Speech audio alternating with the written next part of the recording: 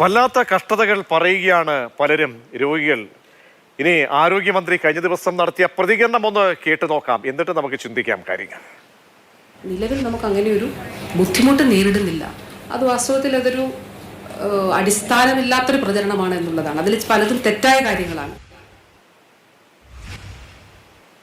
ആരോഗ്യമന്ത്രി എന്ത് വസ്തുതയുടെ അടിസ്ഥാനത്തിലാണ് ഇതൊക്കെ പറയുന്നത് എന്ന് ഒന്നും മനസ്സിലാകാത്ത കാര്യമാണ്. കാരണം 2 ദിവസം മുമ്പാണ് മാതൃഭൂമി ന്യൂസ് ക്യാമ്പയിൻ ഏറ്റെടുത്തുകൊണ്ട്, ജനങ്ങളുടെ കഷ്ടത ഏറ്റെടുത്തുകൊണ്ട് ഓരോ ആശുപത്രിയിലും കഴിയാവുന്ന റിപ്പോർട്ടുകൾ 8 or 10, എനിക്ക് തോന്നുന്നു 4 or 5 or 6 റിപ്പോർട്ടുകൾ, അതിൽ ഒരുപാട് പ്രതികരണങ്ങൾ ഉണ്ടായിരുന്നു ആളുകളുടെ. അത് കേട്ടുകഴിഞ്ഞാൽ ഉള്ളുലഞ്ഞു പോവും, മനസാക്ഷി ഉള്ളവൻ്റെ, അലിവുള്ളവൻ്റെ. എന്നിട്ട് ആരോഗ്യമന്ത്രി വന്ന് എഴുന്നള്ളിക്കുന്നത് കേൾക്കുമ്പോൾ വല്ലാത്തൊരു ദയനീയ അവസ്ഥ തോന്നുന്നുണ്ട്. നമുക്ക് യാഥാർത്ഥ്യങ്ങൾ ഒന്നുകൂടി പരിശോധിക്കാം. ആഷ്ലി ലോയി തിരുവനന്തപുരത്തു നിന്നും, ശ്യാം പ്രസാദ് ഉത്തമൻ കൊച്ചിയിൽ നിന്നും, രാഹുൽ KV കോഴിക്കോട് നിന്നും ചേരുന്നുണ്ട്. എന്തായാലും ആരോഗ്യമന്ത്രിക്ക് ഉത്തരവാദിത്തമില്ലെങ്കിൽ കൂടിയും മാധ്യമം എന്ന നിലയിൽ, ഉത്തരവാദിത്തപ്പെട്ട മാധ്യമം എന്ന നിലയിൽ മാതൃഭൂമി ന്യൂസിന് അത് ഏറ്റെടുക്കേണ്ട ഒരു ബാധ്യത തോന്നിയത് കൊണ്ട് വീണ്ടും ആ റിപ്പോർട്ടിലേക്ക് പോകണം. ആഷ്ലി ജോയി, കഴിഞ്ഞ ദിവസം ആരോഗ്യമന്ത്രി പറഞ്ഞ വാക്കുകൾ നമ്മൾ കേട്ടുവല്ലോ.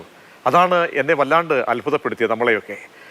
ഇപ്പോഴും ആശുപത്രിയിൽ അവശ്യ മരുന്നുകളില്ല. പാരസെറ്റമോൾ അല്ലെങ്കിൽ സിട്രസിൻ ഇതൊക്കെയാണ് സാധാരണ കിട്ടുന്നത്. അതുപോലും കിട്ടാനില്ലാതെ എഴുതി പുറത്തേക്ക് മറ്റ് സ്വകാര്യ ഫാർമസികളിലേക്ക് ഡോക്ടർമാർ നൽകുകയാണ്. വല്ലാത്തൊരു അവസ്ഥയ്ക്കിലൂടെ കേരളം പോയിട്ട് കൂടി ഗൗരവത്തോടെ എന്തുകൊണ്ടാണ് ഈ ആരോഗ്യവകുപ്പ്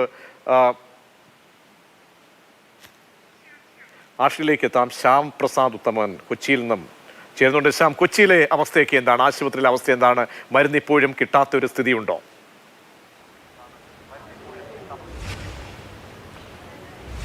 പ്രജീഷെ, കഴിഞ്ഞ ദിവസം നാം ഇവിടെ നിന്ന് തന്നെ ഈ വാർത്ത റിപ്പോർട്ട് ചെയ്തതാണ്.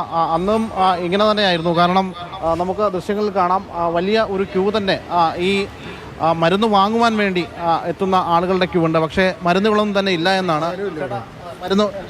ഒരു മരുന്നുമില്ല ഇവിടെ. ഒരു ആകെ പാരസെറ്റമോളും ഉണ്ട്. പിന്നെ കുറേ ഇത് അത്യാവശ്യം ഇപ്പം എനിക്ക് എഴുതി തന്നേക്കണ മറ്റു മരുന്നുകളൊക്കെ വെച്ച് നോക്കുകയാണെങ്കിൽ ഈ രോഗം കഴിയുമ്പോഴത്തേക്ക് ഇവിടെ വരുള്ളൂ. പ്രതീക്ഷ, ഈ പറയുന്ന ഈ രോഗിക്ക് 5 മരുന്നുകളാണ് എഴുതിയിട്ടുള്ളത്. അതിൽ 2 മരുന്നുകൾ മാത്രം രണ്ടെണ്ണേ ഉള്ളൂ. പക്ഷെ ബാക്കി ഇല്ലെന്നാണ് പറയണത്. അതാണ് പ്രധാനമായിട്ട് ചോദിച്ചേക്കണം. മൂക്കടപ്പിനുള്ള പ്രധാനമായിട്ടും ഉണ്ടെന്ന് പറഞ്ഞു. പക്ഷെ ഇതിൻ്റെ അകത്തൊരു ഇത് പറഞ്ഞേക്കണം, ഒരു സിറപ്പ് പറഞ്ഞേക്കണ ഡോക്ടർ ഇവിടെ അവൈലബിൾ ആണെന്ന് പറഞ്ഞിട്ടാണ് നമുക്ക് എഴുതി തന്നേക്കണത്. പക്ഷെ ഇവിടെ ഇല്ല. എല്ലാവരും ഇതേ അവസ്ഥ തന്നെയാണ്. അതായത് നിലവിൽ ഇവിടെ ഈ ആരോഗ്യമന്ത്രി പറയുന്ന കാര്യങ്ങളൊക്കെ തന്നെ പച്ചക്കള്ളമാണെന്ന് ജനങ്ങൾ തന്നെ, ഈ മരുന്ന് വാങ്ങുന്ന ഇടത്ത് നിന്ന് പുറത്തേക്ക് ഇറങ്ങുന്ന ജനങ്ങൾ തന്നെ പറയുകയാണ്.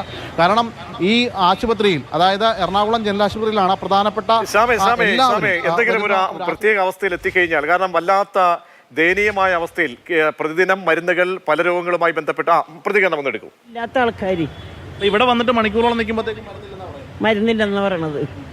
പിന്നെന്താ ചെയ്യണത്? എല്ലാ ടെസ്റ്റും പുറത്തോട്ടാണ് എഴുതണത്. നമുക്ക് എന്ത് പറ്റിയതാ? ശ്വാസം മുട്ടും ഇതൊക്കെയാണ്. ഇപ്പം എല്ലാം പുറത്തോട്ടാണ് എഴുതിയേക്കണത്. ഭയങ്കര ബുദ്ധിമുട്ടാണ്. അതായത് ഇവിടെ ഈ മരുന്ന് വാങ്ങുവാനും ഈ മണിക്കൂറുകളോളം നിന്നിട്ട് വേണം ഡോക്ടറെ കാണാൻ. അതായത് പുലർച്ചെ 5 മണി മുതലൊക്കെയാണ് ഇവിടെ ആശുപത്രിയിൽ ടിക്കറ്റ്. ആളുകളുടെ കൂടി പ്രതികരണങ്ങൾ ഒന്ന് കേൾപ്പിക്കുക. ആരോഗ്യമന്ത്രി കണ്ണു തുറന്നൊന്ന് കാണട്ടെ. കാരണം നമ്മളൊക്കെ കൊണ്ട് എഴുന്നള്ളിച്ച് പറയുന്നതല്ല, ഇതിന്റെ സത്യാവസ്ഥ ഒന്ന് അറിയണമല്ലോ. ഈ പാവങ്ങൾ പറയുന്നത് കള്ളമാണോ? ഒന്ന് കഴിയുമെങ്കിൽ 1-2 പ്രതികരണം കൂടി ഒന്ന് തേടാവുന്നതാണ്. അത് ജനങ്ങൾ തന്നെ തുറന്നു പറയുന്ന ഒരു സ്ഥിതിവിശേഷമാണ് ഉള്ളത്. ഈ പറയുന്ന എല്ലാവരും. ചേച്ചി, എല്ലാ മരുന്നും കിട്ടിയോ? എല്ലാം കിട്ടിയോ? ഒരെണ്ണം പുറത്തുനിന്ന് വാങ്ങിക്കണം. അതായത് ഇവിടെ ഈ ചേച്ചിക്ക് 4 മരുന്ന് കുറിച്ചതിൽ 1 പുറത്തുനിന്ന് വാങ്ങിക്കണമെന്നാണ് പറഞ്ഞത്. അങ്ങനെ ഇവിടെ വന്നിരിക്കുന്നത്, ഞാൻ കുറേയധികം നേരം മുമ്പ് ഇവിടെ എത്തിയതാണ്. ഈ എത്തിയ സമയത്ത് പോലും ഇവിടെ വന്നിരിക്കുന്ന പല രോഗികളും മരുന്ന് വാങ്ങി ഇറങ്ങിപ്പോകുമ്പോൾ 2 മരുന്ന് കിട്ടിയവരുണ്ട്, 1 മരുന്ന് കിട്ടിയവരുണ്ട്, ബാക്കി 4 പുറത്തുനിന്ന് വാങ്ങിക്കേണ്ട ഒരു സ്ഥിതി. ഇതിൽ നിന്നൊരു മാറ്റവും ഉണ്ടായിട്ടില്ല. അതായത് അന്നത്തെ അവസ്ഥ എന്താണോ ആ അവസ്ഥ തന്നെയാണ് ഇപ്പോഴും ഇവിടുത്തെ സർക്കാർ ആശുപത്രികളിൽ തുടരുന്നത് എന്നതാണ് നമുക്ക് മനസ്സിലാക്കാൻ കഴിയുന്നത്.